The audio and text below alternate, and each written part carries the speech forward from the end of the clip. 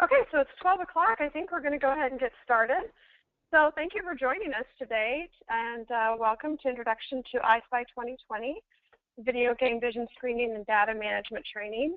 And we're pleased to have all of you joining us today for this informative webinar about EyeSpy 2020 Vision Screening Program. And my name is Monica Hecker. I'm the moderator for today's webinar, and I'm also the Director of Operations at VisionQuest 2020. And in an effort to reduce background noise, we ask that everyone ensure they're muted out. Today's webinar will be recorded and posted on YouTube. Following today's training, you'll receive a link of the recorded webinar for you to share with colleagues, or if you'd like to review any information that was covered in today's webinar. As a reminder, we hold free live webinar trainings on EyeSpy 2020 the first Monday of every month. And before we begin, we've been asking everyone to think of something invented about 150 years ago that's still in use today. If you haven't already had a chance to do so, take a guess and enter your answer into the chat box on the right-hand side. And I'll give everyone just about one more moment to do that.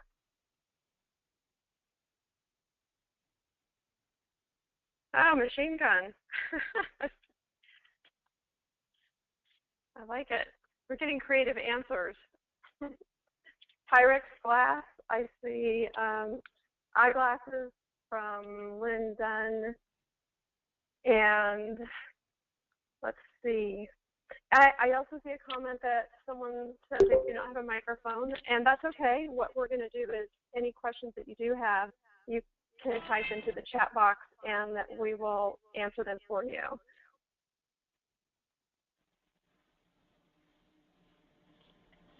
Okay, we have some great responses. I think, let's see, you've got a question. Oh, good. All right. We had some really creative responses, and we had eyeglasses and machine guns. And let's see, we're going to go ahead and move to the next chart slide. And I'm going to show you what we were thinking of. The eye chart. So I wonder how many of you knew that the eye chart was invented 150 years ago. And the eye chart is used to measure, that's used to measure visual acuity, was invented over 150 years ago by a Dutch ophthalmologist named Herman Snellen. And that was in 1862. So we've made tremendous technological advances since 1862 in a lot of areas. However, the eye chart is still in use today and is commonly used by schools across the United States to conduct vision screening. So we have better technology, and that's why we're all here today. And we're pleased that you're joining us today to learn about EyeSpy 2020 and the vision screening program. If you're new to attending the webinar, we're going to, I'll tell you a little bit about me, I guess. So my name is Monica Hecker, and I've been a certified teacher for 10 years. I've taught elementary and high school. And during that time, I saw various issues that affected a child's ability to learn. But the one that I saw the most seriously neglected was vision. And after teaching for 10 years, I thought there's got to be a better way, and that's how I got involved with VisionQuest 2020. So I'm pleased to have several members from different school districts joining us here today. We actually have people from around the United States, and I think we do have one international caller today as well. So we'll go ahead and move on to the next slide. So how to interact today, I always just like to go over this quickly because if you're new to attending a webinar, your chat box, you may not know where it's located, but it's located on the right-hand side of your screen. And here is where you can enter a question, and we encourage your participation in questions. When you have a question, there's no need to wait until the end. Go ahead and enter your question into the chat box when you have it. I'll be monitoring these questions throughout the webinar, and we're going to do our best to answer all of your questions today. Some questions we will be answering throughout the webinar, and we've also allotted time at the end to answer any additional questions that you may have after you've received this information. Some of you may be logging on from a web-based interface, and on the next screen we'll see that it looks a little bit different. If you're logging on from a web-based interface, your screen may look something like this one, and you'll see where you can find the chat box right over here. Let's see. And if you have any questions, go ahead and put them in there and share your comments. We really would like to hear from you and would like to include your input in the webinar. So ask questions, share comments. The chat box on the right side of your screen is there for you anytime during the webinar.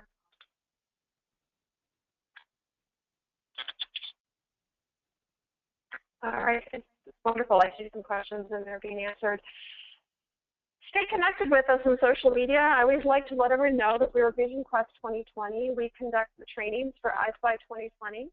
So please stay connected with us by liking us on Facebook.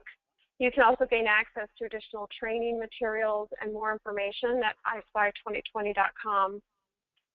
Look for us on Twitter at VQ2020, and you can use the hashtag EyeSpy2020 with no slash in the middle. You can tweet out questions and stay connected with others on the webinar. To stay connected with others using the EyeSpy 2020 program is easy to do if you use that hashtag.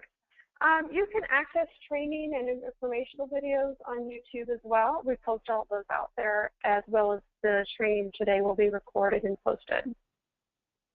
So I'll tell you a little bit about us, about Vision Quest 2020.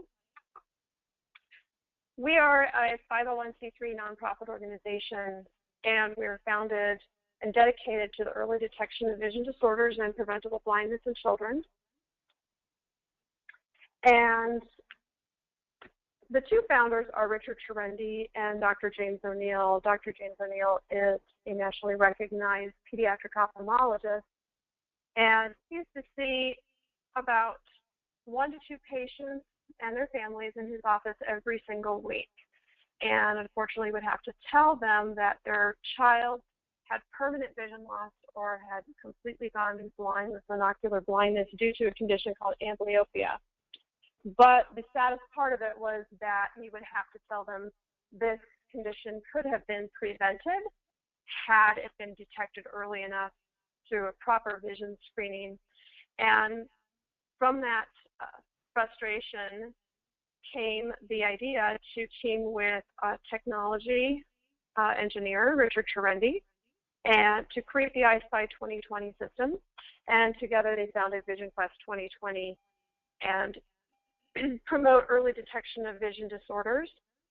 So at this point, I'd like to introduce to you our featured speaker, who is our co-founder and CEO of Vision Quest 2020 and the software developer of the EyeSpy Vision Screening Program, Richard Cherendi. Richard. Thank you, Monica. You're welcome. Monica, just to let you know, Michelle is having a hard time, and I know she can't hear us right now. Okay. But to all the attendees that may be having problems hearing the audio, you can call in. I sent out in the chat box what the phone number and training ID is. If you're unable to hear the webinar through your computer, you can call in through your phone.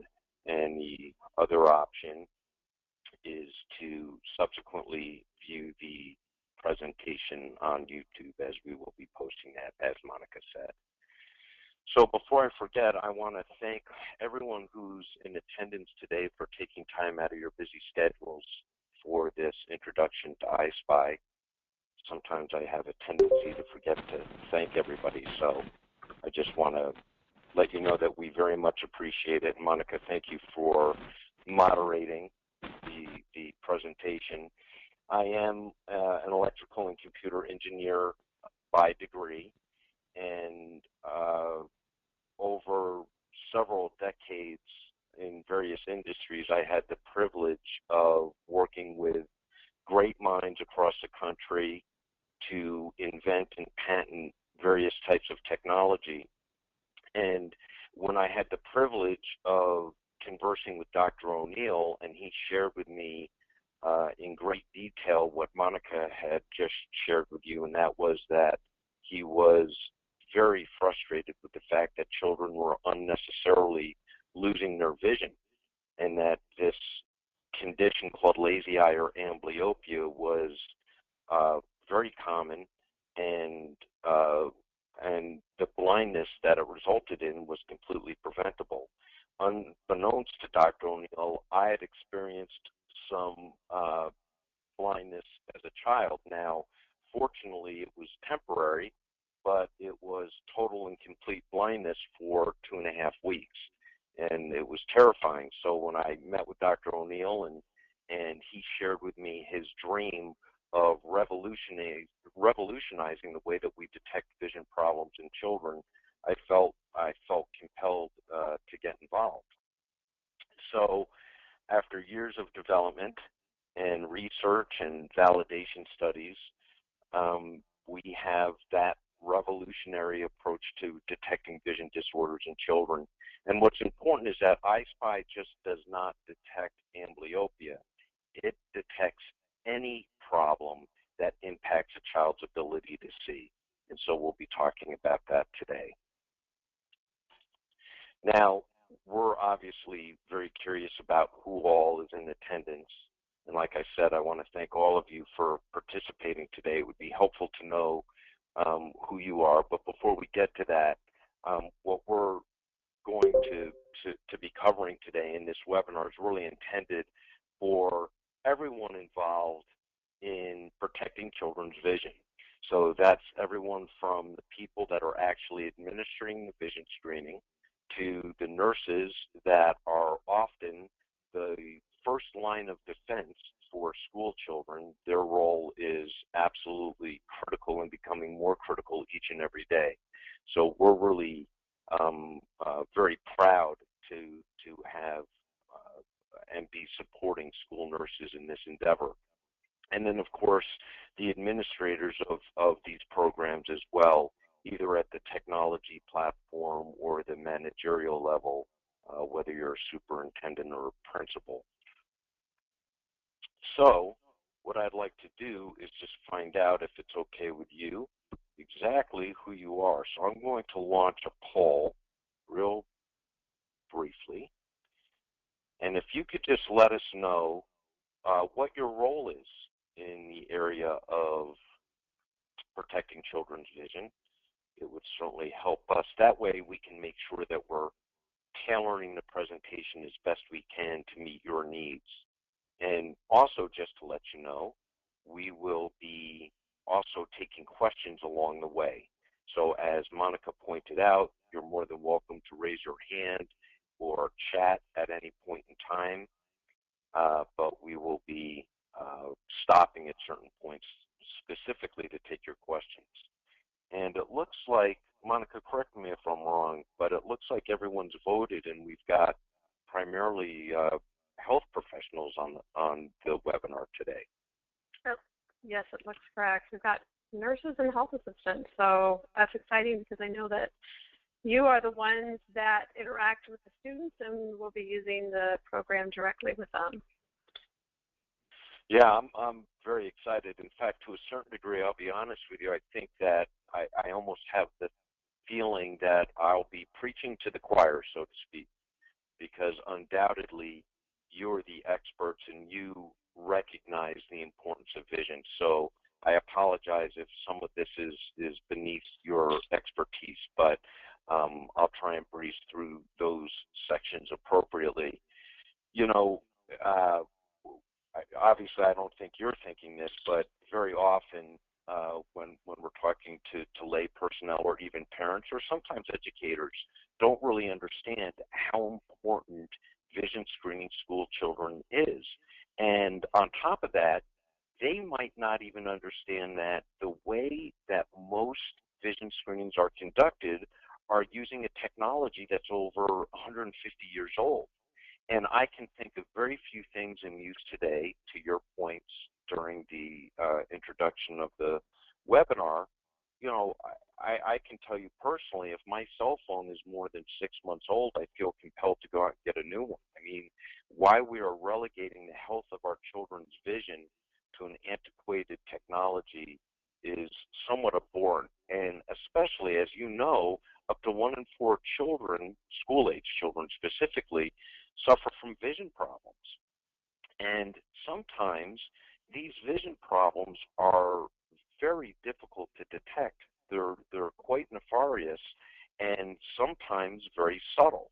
So very often children that have a vision problem, no one's aware of it. Not the teachers, not their pediatricians, not their parents, and very often even the child themselves are completely unaware that they have a vision problem, particularly if their world has always been somewhat blurry. So to that point, unfortunately, the most recent report, progress report from the Healthy People Initiative, has clearly shown that there's been zero progress made in the early detection or reduction, early detection of vision disorders or the reduction in preventable blindness in school-age children. So that is why we feel so compelled to bring EyeSpy 2020 to school children through you. And Rich, your screen is still displaying the poll, by the way. It is, okay. Yeah. Thank you for pointing that out. I'm a novice at these things. Did it go away? Yes, now you're on the protocol. Okay, great. Sorry about that. Okay, so as many of you that actually perform traditional vision screenings are well aware, in order to get accurate and reliable vision screenings, you have to be extensively trained, and you really have to possess quite an impressive amount of knowledge in order to adhere to the very strict protocols or rules that are prescribed for assessing a child's visual acuity. So, we feel your pain, so to speak, and that is really it. This set of rules, this protocol that's been very well established, is really the barrier between where we sit today and getting every child vision screened annually, because there simply aren't enough people that are capable and willing to learn this protocol and then go out and screen the millions of children that need to have their vision screened every year. So in the past, what we were dealing with was typically a wall chart that children can easily memorize. Many of you have probably already seen that. As I discussed, it requires a tremendous amount of training. And then once you're trained, you actually have to travel and go to where the students reside, if you're a volunteer, for example. It's quite expensive, as I'm sure you can appreciate. And there is really no easy way, or certainly no automated way, to collect the data, report the results to the parents, and do some type of analysis of the vision screening results on the aggregate level. In other words, if your first grade teacher, if you had a teacher that came to you and said, hey, can you provide me a list of all the students in my class that failed the vision screening, that's a labor-intensive task for you. So EyeSpy was really designed and built from the ground up with the school nurse in mind. We spent 2 years doing nothing but asking questions of school nurses with regards to, if we were to build the ideal vision screening model for you, what would it look like? And so some of the qualitative characteristics are obviously that it would have to be accurate and reliable. It would have to be accessible. And at the end of the day, it also has to be affordable. And for us internally in the medical community, the results must also be measurable. In other words, the impact that it has on children. So before I dive into more of the detail about EyeSpy 2020, because that's just kind of why do we need EyeSpy 2020, I wanted to stop and see if there were any questions.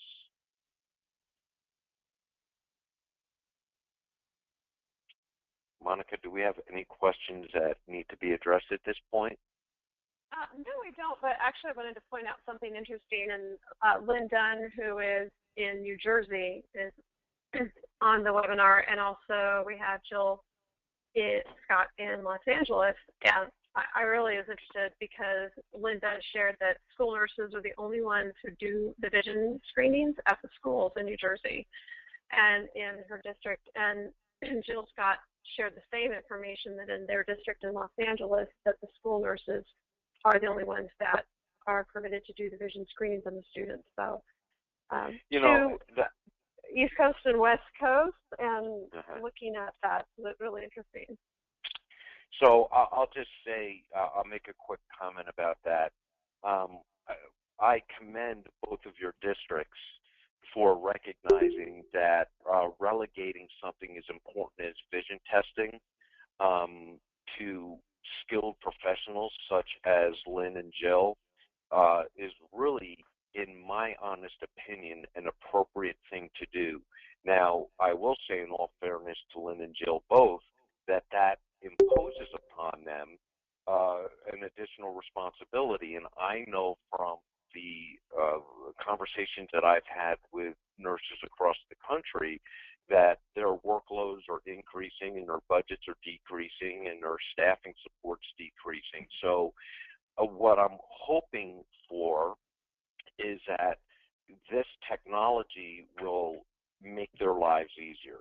And so while I appreciate the fact that the districts, that their specific districts recognize that the criticality of having highly skilled and trained individuals do the vision screening, I'm hoping that by the end of this, you'll see that anyone will be able to now help you conduct vision screenings in a very accurate, reliable, and efficient way. So thank you for sharing that. Monica, am I okay to move on? Yep. Okay. So we've already talked about, you know, why we want a vision screen. So we'll dive in real quickly. I know that most of you are already very familiar with some of the facts and age-appropriate vision screening, but I will address that. Monica, can you mute? Please report to the main office with your belongings. Thank you.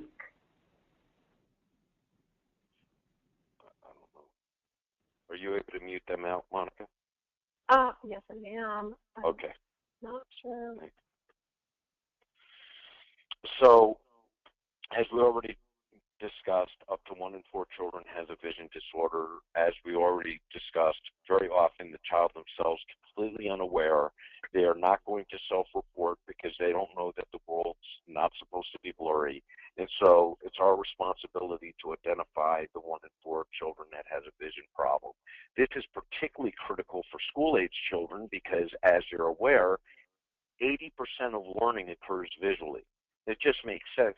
If a child can't see the blackboard, it's very hard and unreasonable, quite frankly, to expect those children to engage because they simply don't know what they're seeing, if they can see anything at all.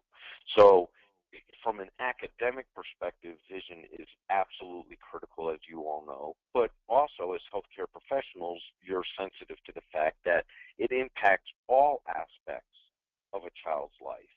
And so the risks are not just educational, but also to the child's overall health. And sadly, low-income children are disproportionately affected. So without getting into some of the various types of vision disorders that exist, it's estimated that there are about 1 out of 5 children in school that suffer from convergence insufficiency or eye teaming issues, or simply refractive errors that may impact their ability to hold their attention, to focus on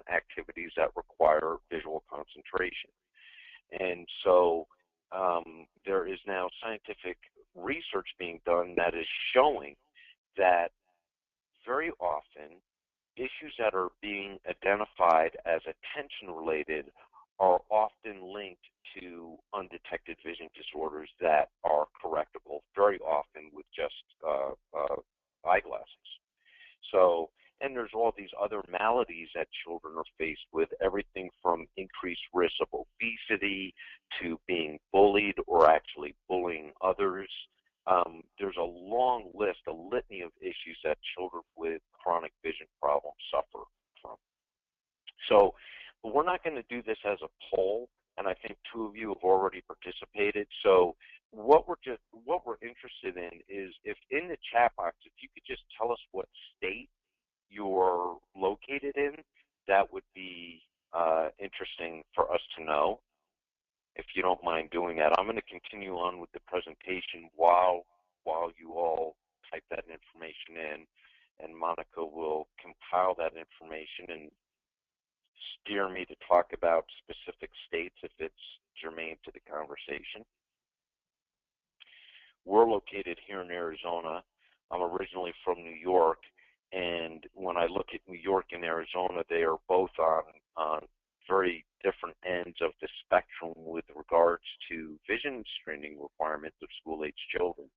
So in New York, vision screenings are, well, in New York City in particular, vision screenings are mandated and by law. And here in Arizona, sadly, we don't have any mandates or requirements for vision screening school children. So even within states that do have laws or any type of legislation on the books, there tends to be a significant amount of disparity with regards to how vision screenings are actually implemented. So I want to talk about that a little bit, because the medical organizations, professional medical associations and organizations like the American Academy of Pediatrics and the American Academy of Pediatric Ophthalmology and Strabismus, they both have very clear recommendations with regards to how to vision screen school children based on their age. So in young children, say from 6 months up to 3 years of age, instrument-based vision screenings are an elective procedure. Now, obviously, if children are born prematurely or have other potential physical or health ailments, then doctors may wish to perform, a full eye examination. But I'm talking about, in general, when we're talking about screening children, it's electively performed between 6 months and 3 years of age using instrument-based or photo screening devices. Those instrument-based screenings are an acceptable alternative when screening children between the ages of 3 and 5.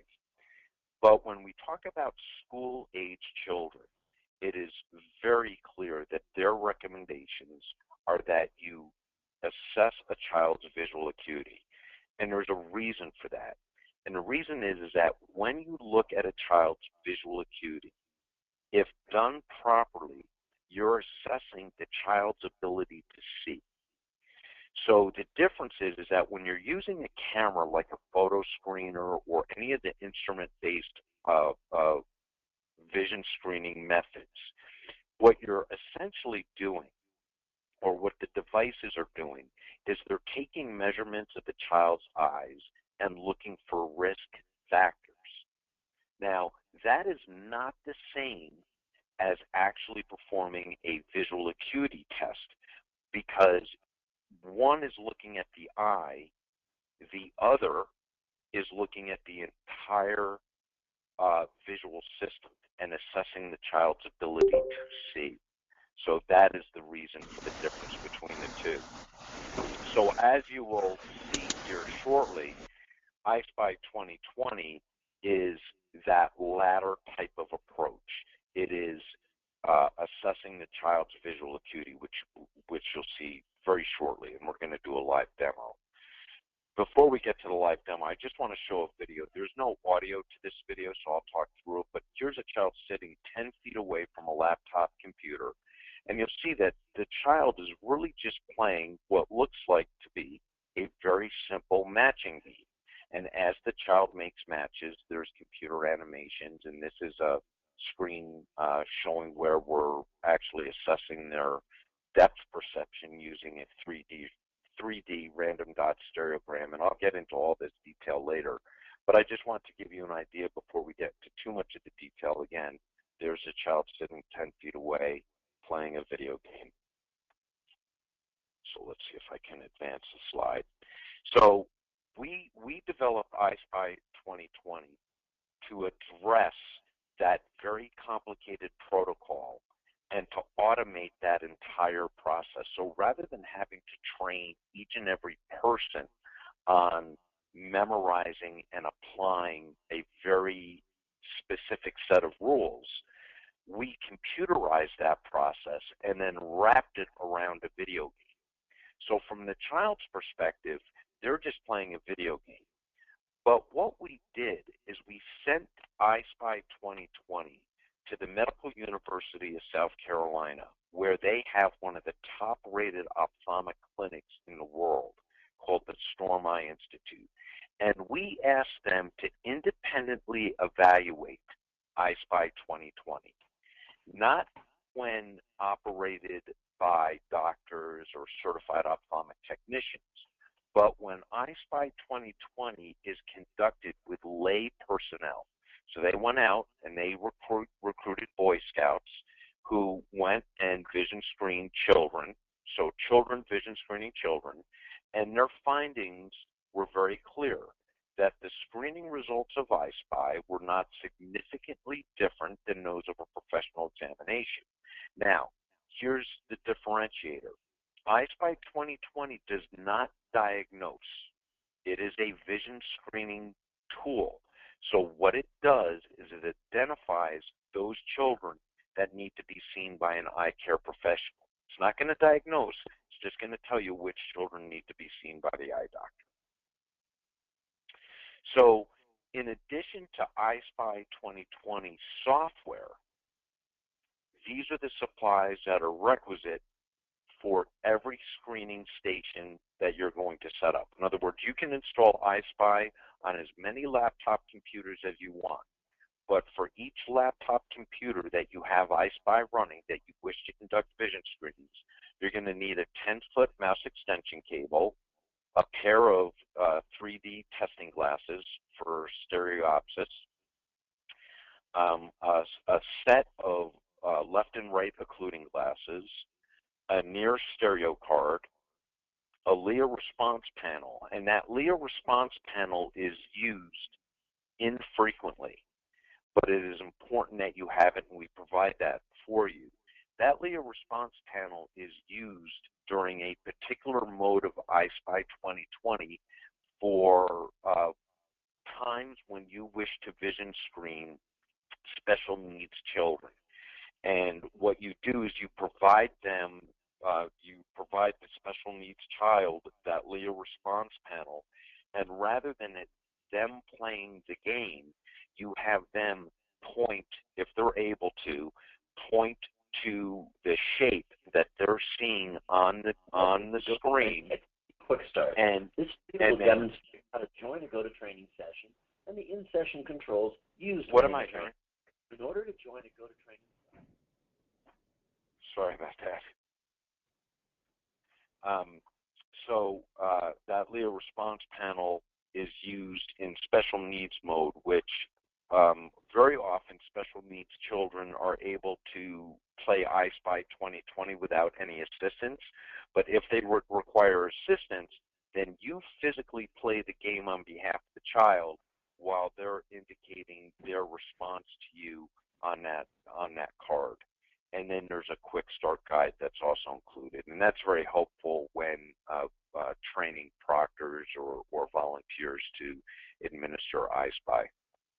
So this setup, it's very, very easy to conduct a vision screening, which you're going to see in just a few minutes during the live demo. In fact, it's so easy that very often, one, person can actually conduct simultaneous vision screenings. You know, that you can vision screen 2 or 3 children at the same time. Here you can see them literally playing side by side. It's important to note that every test is customized in real time for each child, and it is completely randomized. So there's no opportunity for children to cheat or memorize the test. And this is what it looks like diagrammatically. You have laptops set up on a table 10 feet away from another table where you can have students sitting side by side, and you know, like we pointed out, one proctor can administer 2 or 3 tests at the same time. This is the front page of the Quick Start Guide, which we provide to you, and as Monica pointed out early on, EyeSpy2020.com, you can download any of these reference materials that we're talking about. But it really is as simple as placing the EyeSpy computers on a table, plugging them in, making sure that the screen is facing the child, positioning the children 10 feet away, which, by the way, that 10-foot extension cable that's used to provide the child access to a corded mouse, you know, the USB mouse that you would use, you plug into that 10-foot cable. That same 10-foot cable is actually used as your measuring stick or your measuring tape, so that you know that the children are at the correct distance from the laptop computer. You just leave a couple feet of space between the children. You make sure that the children are provided, you know, each screening station needs to have the mouse and the stereo glasses and the occluding glasses, and then you launch EyeSpy. We'll show you all that here momentarily, but it's very, very easy to set it up and use. So again, I just want to make sure, Monica, I know you'll let me know along the way, but are there any questions that need to be addressed at this point? No new questions right now. Okay. So, yeah, we do encourage that you do have any questions, go ahead and type them in. That way we don't forget them. Sometimes that happens. So wait till the end. So. Okay. So this is the data entry screen, and again, we're going to show this to you in real time when we demo the game, but just to make you, or to allow you to become familiar with the data entry screen, the proctor will enter in, the person administering the test will enter their name here. If you're requiring, if you check this box, require student ID, then this is no longer optional, and the proctor will be required to put a student ID in this field. So some schools do require, or some districts do require, that a student ID is entered. You type in the student's first name and their last name and their birth date. And if when you're typing in their birth date, by the way, when you're typing this information in, it auto-capitalizes for you, so you don't have to press the Shift key to capitalize. And when you're typing in the birth date, it will automatically insert slashes for you. And again, you'll see this when we're doing it. So if you're typing in, let's say, December 9th, you would want to put a 0 before the 9, and as soon as you type the 9, then the next slash will automatically appear for you. It's really intended to just save you time when you're doing the data entry process. And you don't have to put 2010, for example. You could just put 10. Sorry for my poor penmanship. If you want to learn more, we'll talk more about the special needs if that's of interest to any of you. So if you're curious about what special needs is, you can just click that blue circle and it will provide you more information. EyeSpy 2020 does more than just test for visual acuity. It will also test the child's depth perception and optionally check their color vision as well. But if you want to check their color vision, you need to check that box. You would then select their ethnicity. If you want to do that, that is optional. But if you want to do that, you just click on that arrow and select from a drop-down list. You do the same thing for their grade, and then you just type in the teacher's name, You select their gender, and then this is actually pretty important. It's important to know whether or not the child has been prescribed corrective lenses. So even if a child is not visibly wearing their glasses, ask them if they have glasses. Obviously, if they're wearing their glasses, it's real easy. But if they don't have any glasses, find out if there's any chance if they forgot them or if they've lost or broken their glasses. Because this information is printed on the report that you send home to the parents. So it's really important. It's also important for you to know, oh, I need to retest their child, this particular child, because they forgot their glasses at home, or let's find out if they, are in need of replacement glasses desperately because they're lost or broken. And obviously, if this child fails the vision screening, then we know that we need to get those glasses replaced. So that is that section. This whole section right here is basically all you need to do in order. That's the amount of training that's required to do a vision screening with EyeSpy 2020. There are a couple other things I want to point out here real quickly. If your school district or your school does do near visual acuity testing, then you will want to check this box. And then after you do your near visual acuity testing, you would type those results into EyeSpy 2020. I'll show you what that looks like. This is a whole discussion about whether or not this is absolutely necessary. And the bottom line is that if your district requires this, then you have a way of inputting those results into EyeSpy. EyeSpy 2020, remember, it is conducted at a distance of 10 feet. So this is not, the EyeSpy is not a near visual acuity test, just to let you know. But we do collect that data if you want to perform that test manually and include the results. This is another field that I want to talk about, just to let you know. There are two types of tests that you can conduct with EyeSpy 2020. One is called critical line testing. Now, critical line testing is where you just make sure that the child can see at the appropriate visual acuity for that child's particular age. So it automatically assesses how small an optotype or a letter the child should be able to see for their particular age. And it does that automatically, and it's a fairly quick way to vision screen a child. If you check this box, you will test for exact visual acuity. Now, what is exact visual acuity? That is commonly known as threshold visual acuity. Threshold visual acuity is where you're not just going to say that the child can see appropriately based on their age. You're going to say this child can see, as an example, 20/30 in the left eye and 20/25 in the right eye.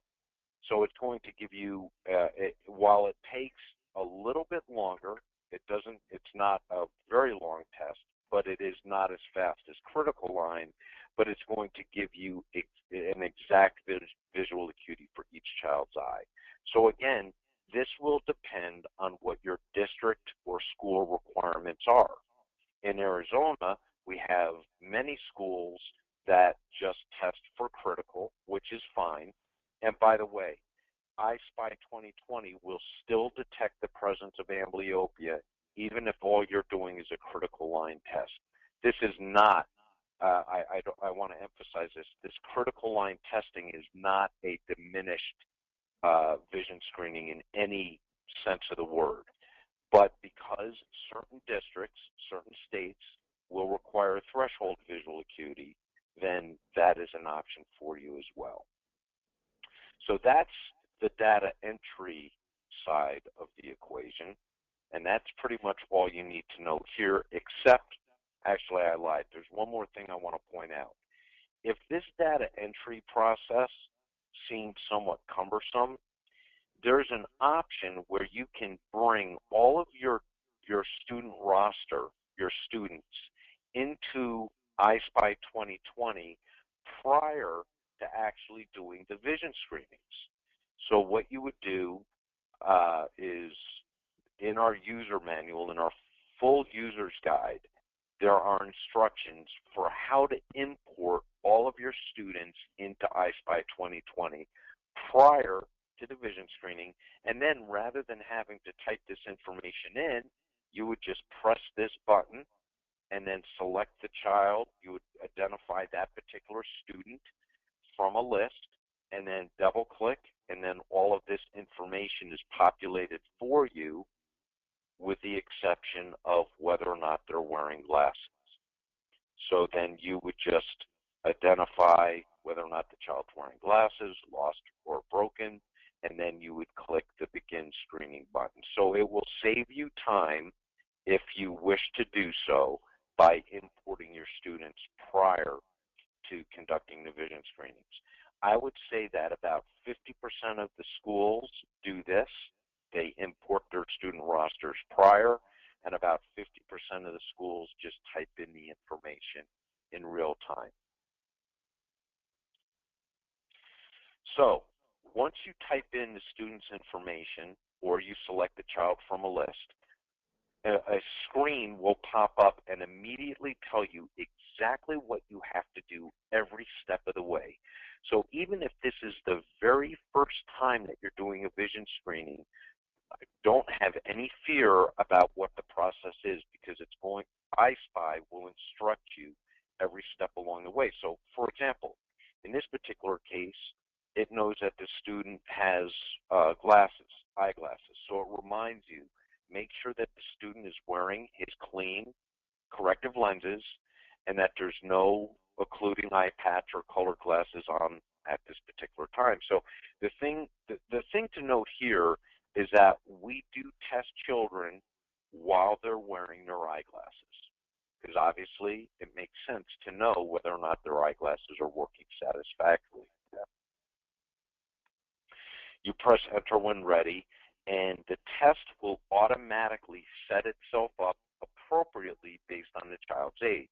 So for example, these optotypes, some of you may be familiar with, these are the Leia symbols. So if the child is of the appropriate age, these Leia symbols will be displayed, and these symbols at the top are not randomized. They will always appear in this order. What is randomized is the optotype at the bottom of the screen, and the child moves their mouse or moves the optotype at the bottom left or right by moving their mouse, and when they've lined up the match, then they press the button on the mouse. So they will have moved the apple, in this case, over here, and they'll press the button on the mouse, and then they will be presented with some cartoon animation. Along the way, if the child is getting answers incorrect, EyeSpy will intercede and provide you direction on ensuring that the child understands that it's a matching game. Once EyeSpy establishes that the child understands that it's a matching game, in other words, once it verifies comprehension, and it does so statistically with mathematics, it makes sure that the child understands that it's a matching game, that they're just not guessing randomly. Once we know that the child comprehends EyeSpy, then we actually begin the screening process. Like I mentioned, there's cartoon animations that transpire during the game to keep them engaged in the process. So the first thing that we do is we assess the child's binocular vision, and then we're going to proceed by patching one eye at a time, and it will stop. The test will stop and tell you, okay, put the patch over the student's left eye. Or if you're not using a patch, it'll tell you to put the appropriate occluding glasses over the child's eyes, and then press enter when ready. So we test VA, visual acuity. Then we proceed, if you've indicated that you want to test color vision, then we do mild to severe color vision testing using that same idea of matching. So the child is already in the mode of matching, and they know that they simply move this box left or right and put it around the appropriate shape and then click. So we now know that the child understands that it's a matching game, and the only way that they would have gotten to this portion of the test is if they passed visual acuity. So if a child doesn't pass visual acuity, there's no need to do this. And there's no need to do stereo for the same reason, because we stop EyeSpy 2020, we stop the testing process as soon as we know that the child needs to be referred to an eye doctor. So same thing happens here. We stop, we remind you to remove the patch and put the colored glasses over the child's eyes, and then we proceed to test them with stereo. And I cannot see what shape that is, nor can any of you, but if you're wearing the red-blue glasses, there are special red-blue glasses that we provide you. They're not standard 3D glasses. They're specially made for EyeSpy 2020, and the testing distance of 10 feet. And again, same exact matching. I'm going to guess here, maybe it's a triangle, I don't know, but the child will move that yellow box until they see whatever shape is popping out of the screen. But if you do not have depth perception, then there is no way that you will be able to see that shape popping out of the screen. And this is very important because we are now at the point in EyeSpy where we've assessed that the child can see independently out of each eye sufficiently. But now what we're doing is we're testing to see if both eyes are working together. So here is where we could detect very subtle vision problems with eye alignment, with eye suppression, with cataract or ptosis, severe astigmatism, cognitive processing of the vision center of the brain. So what happens is that even if the eyes are able to independently accommodate, during this portion of the test, they will not be able to overcome the visual and neural processing that's required in order to perceive this stereogram. And so my point is that we will detect vision problems that other systems simply would never be able to detect. And again, if the child can't see that image, then they are referred to the eye doctor. So what happens is regardless, and this is really important, regardless of whether or not they pass or quote-unquote fail the vision screening, in other words, whether they pass or refer, every child is going to get the visual reward. In this case, she's discovered a pony. But no child is given negative reinforcement throughout the process, which is obviously very important.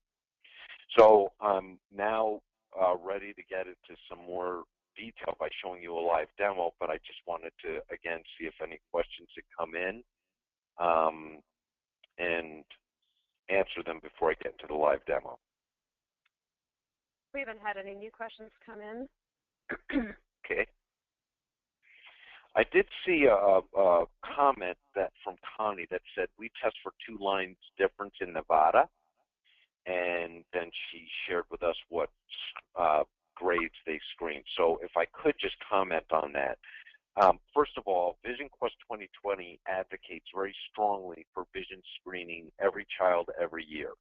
However, we understand that your districts and your schools and the laws might be in place that say no, only vision screen. So any vision screening is better than none with EyeSpy 2020. In other words, in Connie's case, she said they screened kindergarten, 4th, 7th, and 10th grades. I am so happy to see that they're screening after age 9, but I wish that children were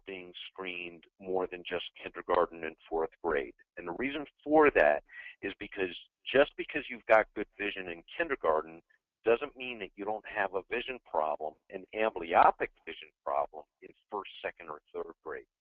And amblyopia in particular needs to be detected by age 9. So, and she says, I agree, teacher refers a lot, however, which is good. So Connie's obviously got a huge heart, and I'm sure like all of you are, so committed to your children, which just blows me away.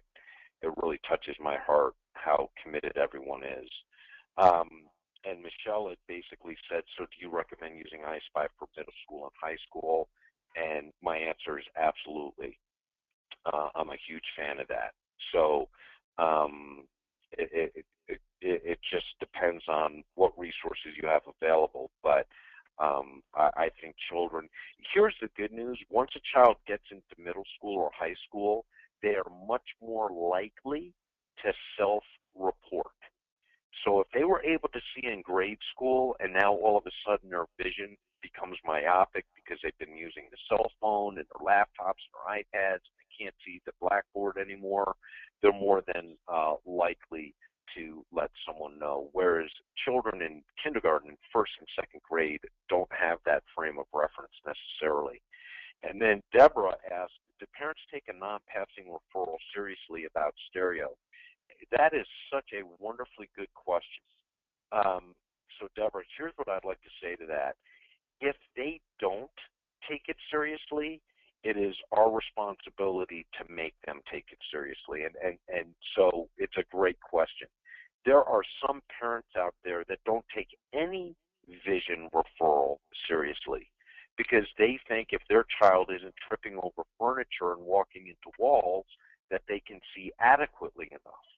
And so one of the things that we provide on EyeSpy 2020 is a parent education card that you're more than welcome to print off and provide to parents. But if I can tell you that if a child passes visual acuity but fails stereo, that child needs to be seen by an eye doctor if they are not already under the care of an optometrist or ophthalmologist.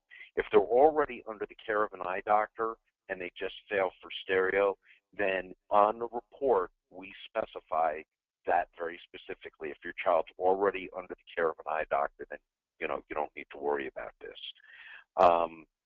Connie asks, how long does it take to complete the test, more or less? We say on average, it's a great question, by the way, it takes about 3 to 4 minutes to play EyeSpy 2020, couple minutes to type in the child's information if you're not selecting the child from a preloaded list. So in general, we say that each laptop computer can vision screen 10 children per hour. All right, a total of 6 minutes to vision screen, including data entry. So 6 into 60 is about 10 kids an hour. And this is also very interesting. Connie said, when we refer, we state failed vision test, no specifics on visual acuity or stereo. You have that option in EyeSpy 2020 to not include specific results. You can just say pass or fail. You do not need to include specifics. And that is, I'll show that. So great comment. Let me just see. I want to make sure that I get these.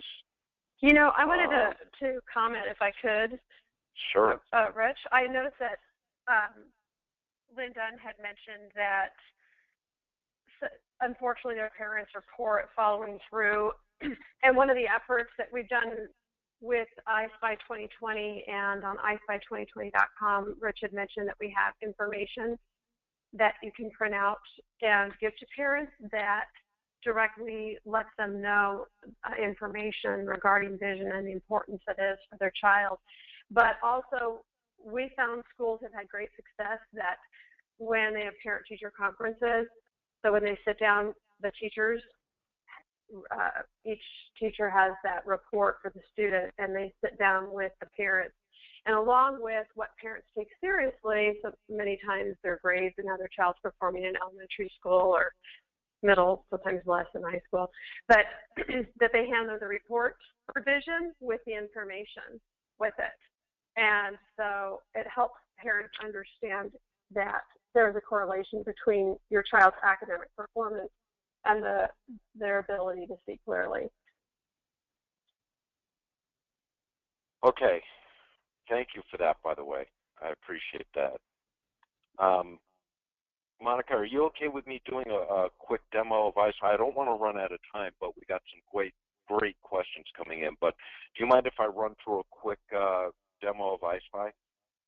No, I think that we should run through a really quick demo and then open it up at the end for questions as well, because this group is really great at sharing lots of information.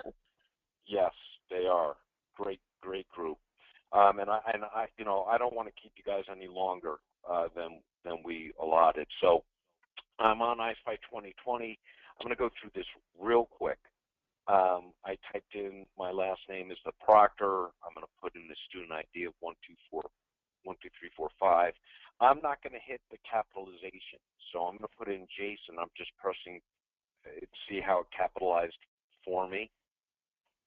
Okay. Again, I'm going to put in a birth date of March, so I put 03, and it put the slash in for me. I'm going to make it March 4th, so I'm going to put 04. This child was born in 2010, so I'm just going to put 10. And when I tab or move out of that box, then you can see that it put in the 20 for the year. I'm going to say we do want to test color vision. I'm going to select a child's grade. I want to point out, if I inadvertently select a child's grade as second, if you notice down here it says click to verify or fix the date of birth and or grade. It's basically saying this child is 5 years old and in second grade. So it's possible that you've got a child prodigy, and if that's the case, then you could just click that and say, yes, it's correct. But it's trying to help you identify a potential error on the data entry side. It can't, if you type something in incorrectly, it's not going to know, but it tries to help along the way. I'm going to select that this is a male not wearing glasses. And by the way, when we were talking about the vision reports earlier, here's detailed only pass, fail, or overall result. And I'll show you what that looks like when we talk about the data. But as you can see, I typed in the information right here. If you wanted to input your near VA results, you could do that by clicking this box. And if I do that and say begin vision screening, the first thing that pops up, and I know it's hard to read, but it's asking you to now type in the results of the near visual acuity. So if you want to, do that, and if you try to put in an inaccurate visual acuity like 2044, that's not a real value. That's not an acceptable logMAR value. So you'd have to put in a real value, a valid value. And for those of you that put in the plus minus indicators, you can do that as well, and it will validate. It will check the validity of your entry.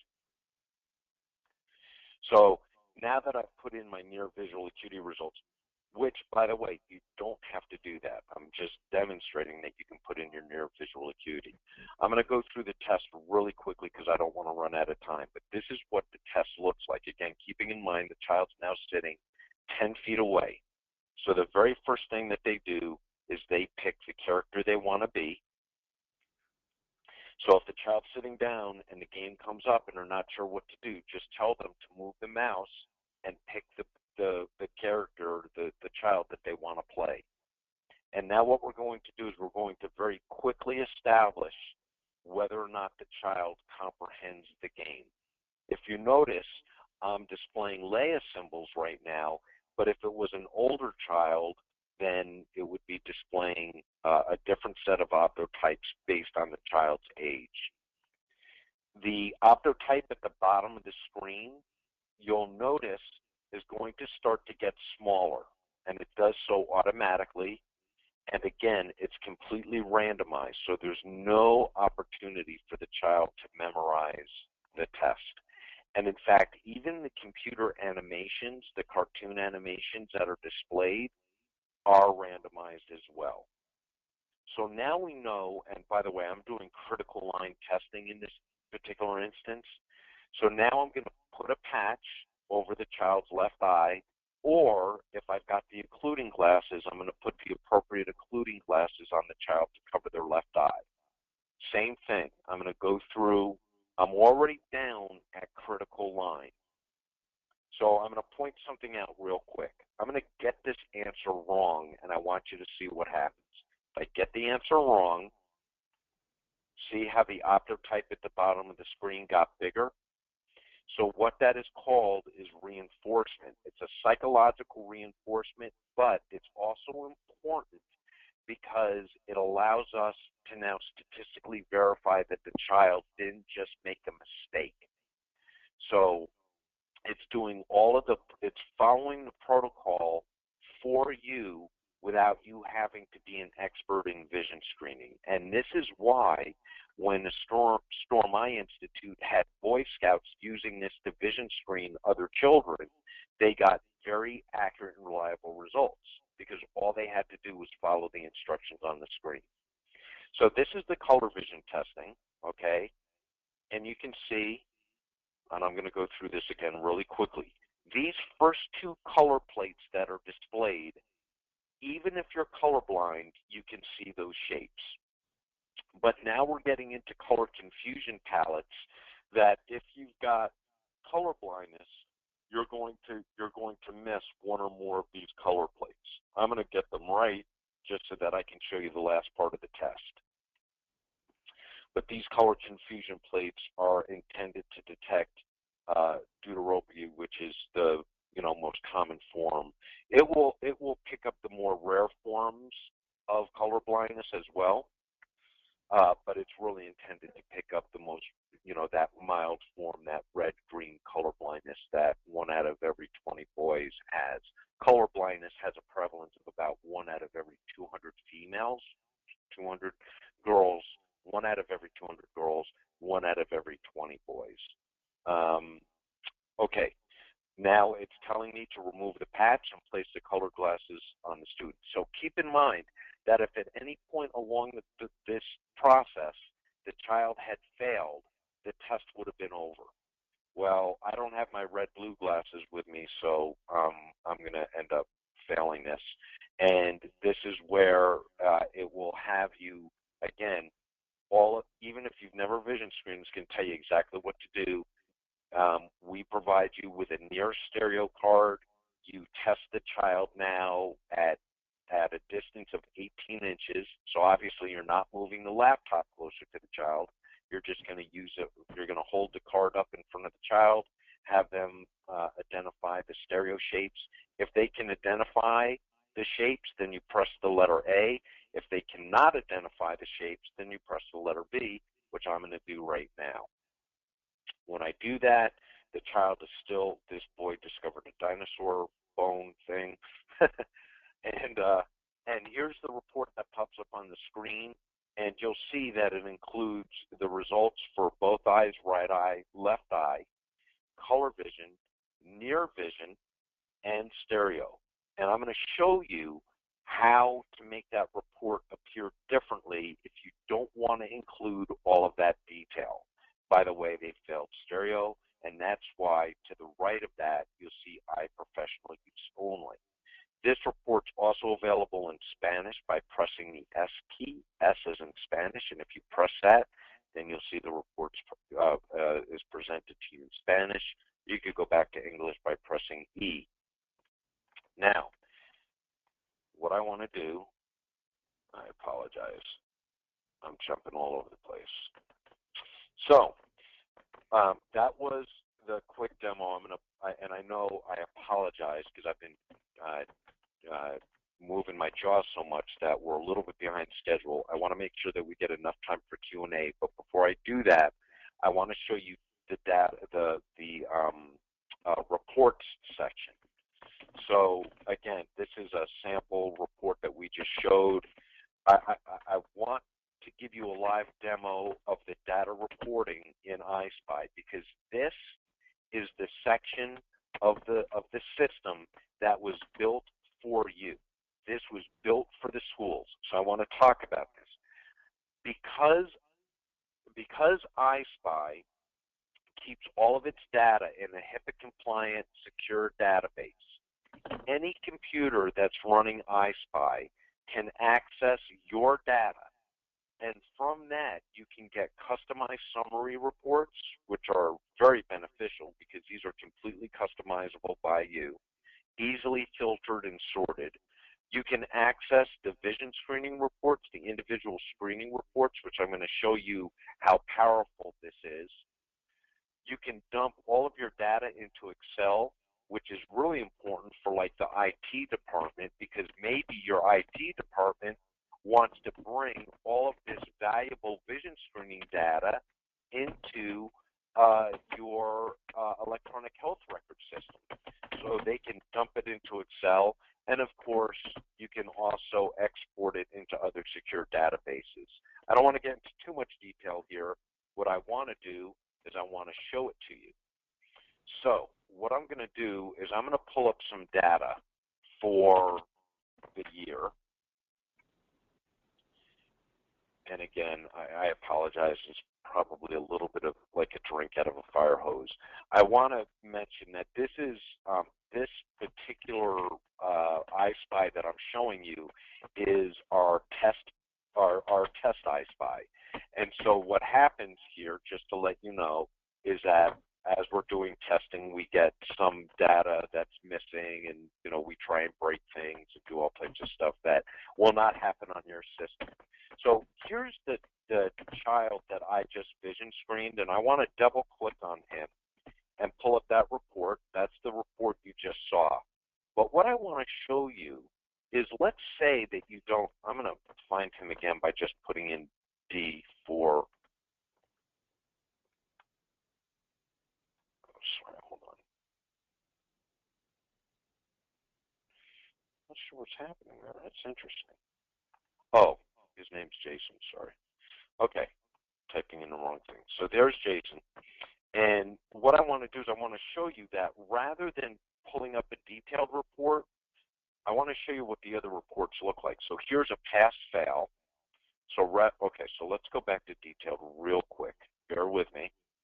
See how we show all the detail? 2040 or better. We're showing all this detail. Now, if we go to just pass-fail, then it truncates all of that detail. And if you just want to show the overall result, then that's what you could send home. And that literally just doesn't give any of the detail about the test. It basically says your child may have a vision problem.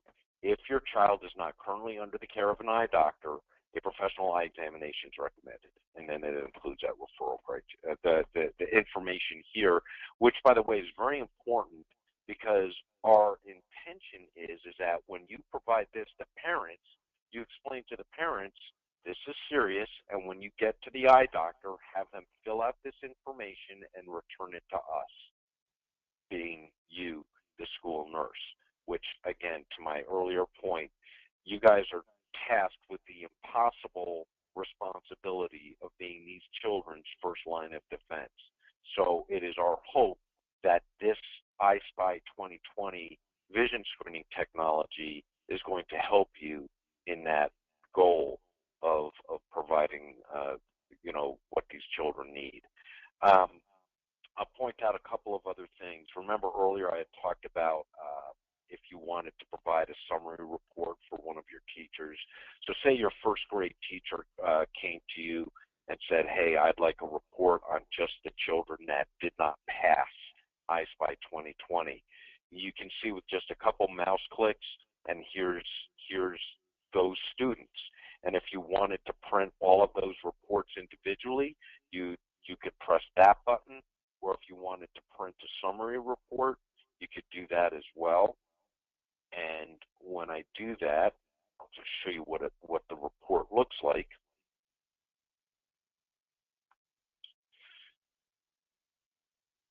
I'm going to go back here for, actually, let's see if I can do that here, sorry. So the report, this is what the report looks like. I don't know what that is, but that's actually what the report looks like right there. So there's the summary report.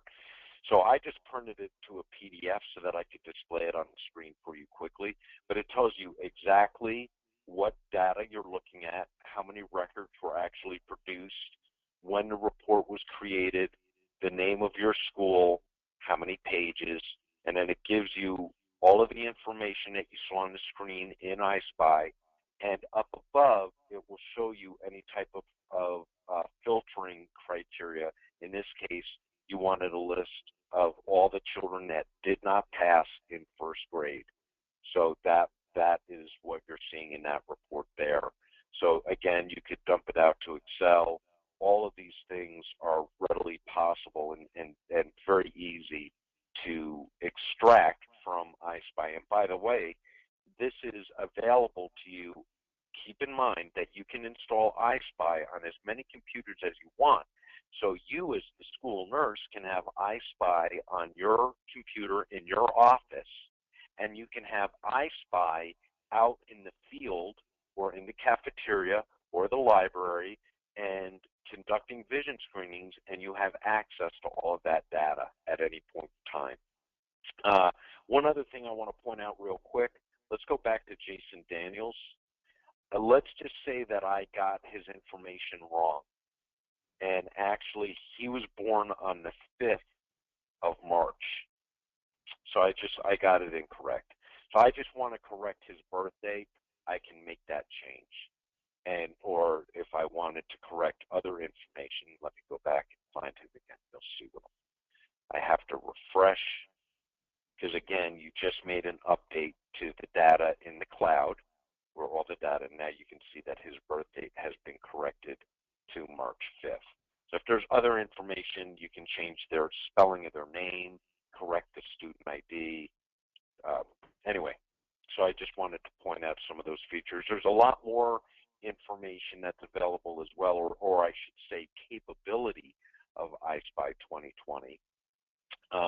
But it would take us forever to go through all that. So what we've done is we've assembled a website for you to use, and it's called, oh, my apologies, it's called EyeSpy2020.com. And actually what I want to do momentarily, I've got to figure out how to do this. Bear with me. Let me think about this. While you're looking at that, Rich, I'm going to take the opportunity to answer a couple of questions that I typed in some answers into the chat box. So we had a question about near visual acuity, and California does actually now require that near visual acuity is collected. And so I answered that question in the chat box, and you can scroll through and take a look if you'd like. And there is a checkbox on the information screen, and you simply click that checkbox before you begin.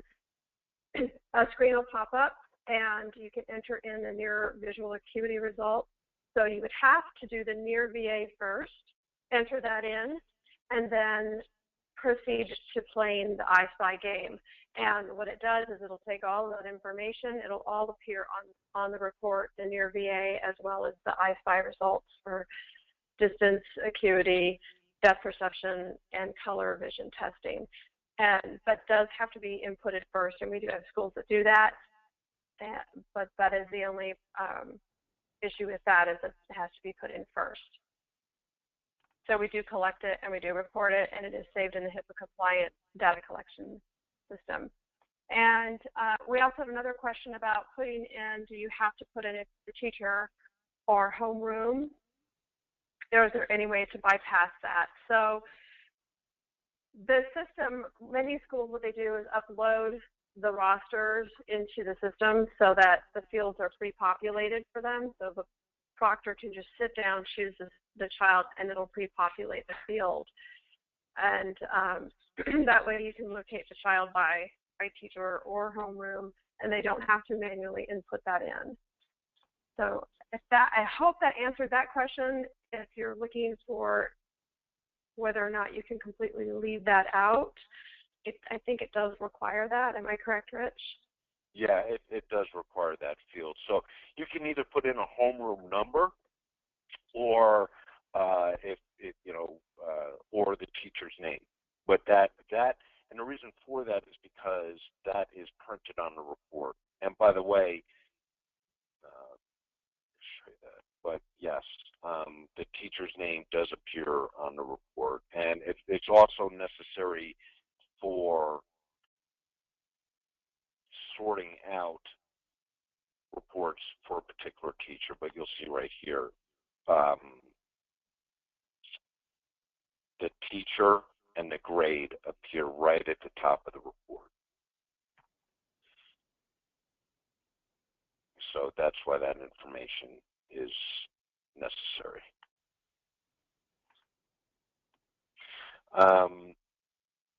Am I okay to continue? Yes. Okay. Thank you for that, Monica. So, and if there are other questions, just make sure you type them in or raise your hand so that we get them answered. I wanted to point out EyeSpy 2020. I was going to show you the website. This actually is a very accurate representation of the website. So a couple things. You go to EyeSpy2020.com. You can get all the detail, and we would love for you to do that from the Complete User's Guide. So feel free to download that Complete User's Guide. The Quick Start Guide, which is provided to you in your EyeSpy or with each EyeSpy 2020 vision screening kit. There's some general information that may be of use. This is great for printing out and providing to parents. We provide you a near stereo card and layer response panel, but if you've lost those items and need a replacement faster than we can ship you replacements, then you can download those and print them yourself. Obviously, pre-implementation survey, which you're all familiar with, attending the live remote training, which is what we're doing right now, so you're familiar with that as well. But you can certainly direct your colleagues and other people to this website as well, where they can participate in these. And for the IT gurus out there that are tasked with installing EyeSpy 2020, you're provided a link with a unique activation code and very specific instructions. But if you want to download it directly from the website rather than waiting for that email, you can do that by clicking on this box. Just know that in order to install EyeSpy 2020 or activate it, you will need a unique code that is provided to your district and your district alone. So that's what that is. We're here to support your efforts in helping children. So you have unlimited email support, unlimited access to obviously any of the web-based materials, training videos, all of that. You can attend as many as these online training sessions as you wish. And if you want to talk to us on the phone, although it's typically not necessary, but we're more than happy to chat with you for up to an hour. And the other thing to keep in mind here is that if you were really having a problem, which this happens very infrequently, in fact, I can't think of the last time that this has been required. It's been well over a year. But we can remotely access your computer with your permission. So if there were some real technical, by the way, this is really directed to the IT people out there. But just to let you know, if there was a real problem that we could not resolve just by email or chatting on the phone, then we could remotely access your system with your permission and help diagnose and troubleshoot. So I apologize that I went so long, but I want to make sure that we have a few more or whatever time is left to answer any questions you may have. And again, I'd be remiss if I didn't thank you for not just participating today, but really what you guys do to save these the vision of these kids is just there's hopefully EyeSpy is going to help you. That's what we're here for. But independent of that, everything that you do for children is greatly appreciated, and it's our honor to be a part of that and participate in some small way. Okay, so we had a couple more questions come in, and if you hadn't had a chance, if anyone hasn't had a chance to take a look at the chat box on the right-hand side, I went ahead and answered those questions quickly for you. If you would like more detail, you can also email me directly, and we're going to be emailing out to you a recording of this webinar, and with that, I'll include my direct email and contact information, which is also found on one of the first slides of this. There we go, contact information. Thanks, Rich, for moving the slide. I did have a question. Someone asked if it can be used on Macintosh, and that's one thing, is that it's a Windows-based program, so it cannot be run on a Macintosh unless you have Parallels installed. So I have Parallels on my Mac and run EyeSpy 2020 on it. Another question was, does it only run on laptops, or is it recommended that you could use it on a desktop? And we've had schools use laptops, and we've also had schools use their computer labs so that they can do 10 screening stations at once. Like we mentioned, you can do on approximate about 6 students. We're giving you a big cushion of time there, an hour on one screen. But when you have 5 screens running, we recently in this district used 10 computers at once, and they got their vision screenings done in just a couple of days for the entire school. So definitely not a problem if you're going to use it in your computer lab. Let's see. Rich, I have another question here. And it says, do you have data concerning follow-up with doctors and the accuracy that students were referred when using EyeSpy 2020 program? Well, our data is primarily relegated to this study from the Storm Eye Institute. Any data that we would be getting from eye doctors is not scientific, because we do not have an investigational review board study to collect such data. So the only thing that I can tell you, so there's a difference obviously between scientific data and anecdotal information. So I'm obliged to discern the difference, right? Because I don't want to misrepresent what I'm saying. Anecdotally, what I can say is that the schools that have been using EyeSpy 2020 are extraordinarily pleased. And Monica, correct me if I'm wrong, but we've had school nurses say that 90% of the children that they sent to the eye doctor come back with eyeglasses. So it's clearly the scientific validation study demonstrates and proves that EyeSpy 2020 has a very high sensitivity and specificity in identifying children with vision problems. But as far as what the results are from schools that are sending children, or parents that are taking their children to eye doctors, we're not able to collect that data without an IRB. And it's really not been requisite to do so. So I apologize that I can't provide you a specific number, but what I can say is that the schools that use EyeSpy 2020 are very happy, and we have got multiple case studies, some of which have been featured on national news, because EyeSpy 2020 has successfully identified children with very subtle vision problems that were degenerative eye conditions, such as amblyopia, when other vision screening examinations or vision screening processes had missed them. So we have a lot of confidence in the EyeSpy 2020 system, because it's very, very easy to use. And that is really the differentiator between it and any other type of vision screening, age-appropriate vision screening technique for school children.